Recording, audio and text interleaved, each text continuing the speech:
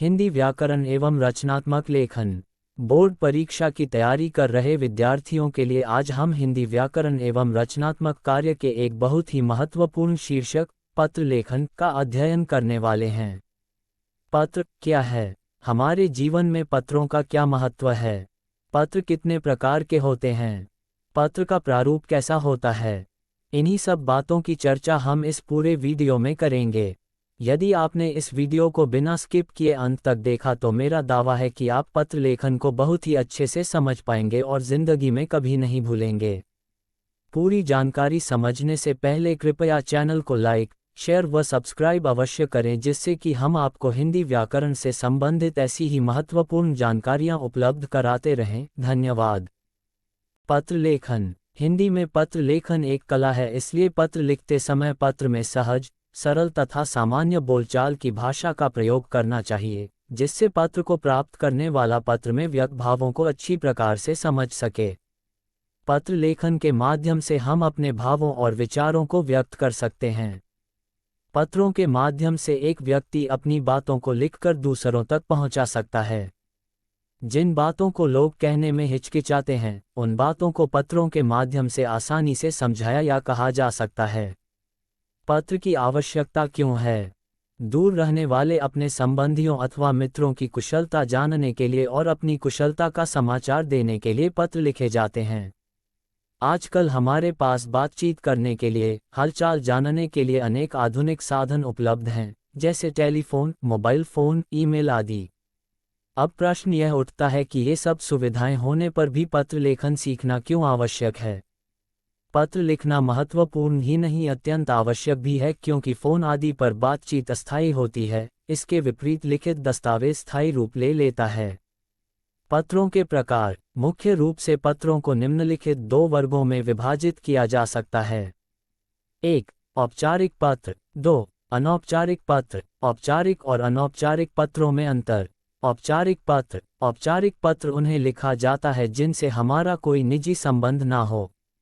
व्यवसाय से संबंधी, प्रधानाचार्य को लिखे प्रार्थना पत्र, आवेदन पत्र, सरकारी विभागों को लिखे गए पत्र, संपादक के नाम पत्र आदि औपचारिक पत्र कहलाते हैं। औपचारिक पत्रों की भाषा सहज और शिष्टतापूर्ण होती है। इन पत्रों में केवल काम या अपनी समस्या के बारे में ही बात कही जाती है। अनौपचारिक पत्र। अनौपचारिक पत्र उन लोगों को लिखा जाता है जिनसे हमारा व्यक्तिगत संबंध रहता है। अनौपचारिक पत्र अपने परिवार के लोगों को, जैसे माता पिता, भाई बहन, सगे संबंधियों और मित्रों को उनका हालचाल पूछने, निमंत्रण देने और सूचना आदि देने के लिए लिखे जाते हैं। इन पत्रों में भाषा के प्रयोग में थोड़ी ढील दी जा सकती है। इन पत्रों में शब्दों की संख्या असीमित हो सकती है, क्योंकि इन पत्रों में इधर उधर की बातों का भी समावेश होता है। औपचारिक पत्र के प्रकार। औपचारिक पत्रों को 3 वर्गों में विभाजित किया जा सकता है। 1. प्रार्थना पत्र। जिन पत्रों में निवेदन अथवा प्रार्थना की जाती है, वे प्रार्थना पत्र कहलाते हैं। प्रार्थना पत्रों में अवकाश, शिकायत, सुधार, आवेदन आदि के लिए लिखे गए पत्र आते हैं। ये पत्र स्कूल के प्रधानाचार्य को अथवा किसी सरकारी विभाग के अधिकारी को लिखे जाते हैं। 2. कार्यालयी पत्र। जो पत्र कार्यालयी कामकाज के लिए लिखे जाते हैं, वे कार्यालयी पत्र कहलाते हैं। ये सरकारी अफसरों या अधिकारियों, स्कूल और कॉलेज के प्रधानाध्यापकों और प्राचार्यों को लिखे जाते हैं। इन पत्रों में डाक अधीक्षक, समाचार पत्र के संपादक, परिवहन विभाग के अधिकारी, थाना प्रभारी, स्कूल प्रधानाचार्य आदि को लिखे गए पत्र आते हैं। 3. व्यावसायिक पत्र। व्यवसाय में सामान खरीदने व बेचने अथवा रुपयों के लेन देन के लिए जो पत्र लिखे जाते हैं, उन्हें व्यावसायिक पत्र कहते हैं। इन पत्रों में दुकानदार, प्रकाशक, व्यापारी, कंपनी आदि को लिखे गए पत्र आते हैं। औपचारिक पत्र लिखते समय ध्यान रखने योग्य बातें। औपचारिक पत्र नियमों में बंधे हुए होते हैं। इस प्रकार के पत्रों में भाषा का प्रयोग ध्यानपूर्वक किया जाता है। इसमें अनावश्यक बातों, कुशल मंगल समाचार आदि का उल्लेख नहीं किया जाता। पत्र का आरंभ व अंत प्रभावशाली होना चाहिए। पत्र की भाषा सरल, लेख स्पष्ट व सुंदर होना चाहिए।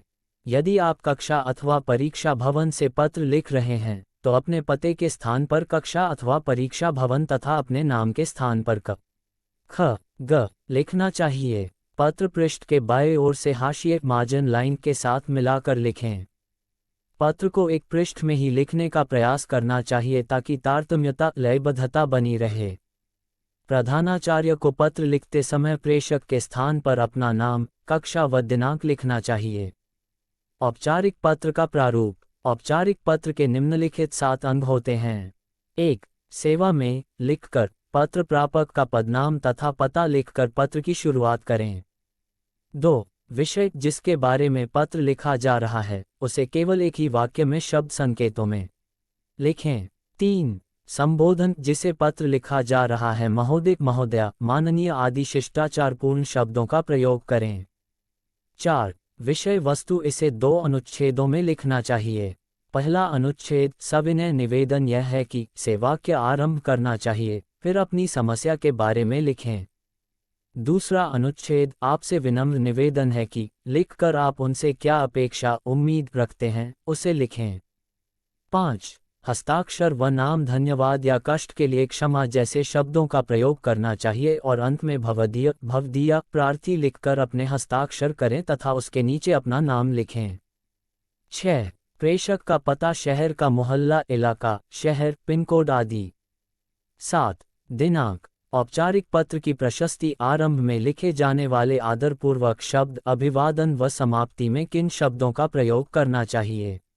प्रशस्ति आरंभ में लिखे जाने वाले आदरपूर्वक शब्द श्रीमान, श्रीयुत, मान्यवर, महोदय आदि। अभिवादन औपचारिक पत्रों में अभिवादन नहीं लिखा जाता। समाप्ति आपका आज्ञाकारी शिष्य, आज्ञाकारिणी शिष्या, भवदीय भवदीया, निवेदक निवेदिका, शुभचिंतक, प्रार्थी आदि। पत्र लेखन में ऊपर उल्लिखित बातों का यदि ध्यान रखा जाए तो पत्र लेखन उच्च कोटि का होगा और परीक्षा में पूर्ण अंक प्राप्त होंगे।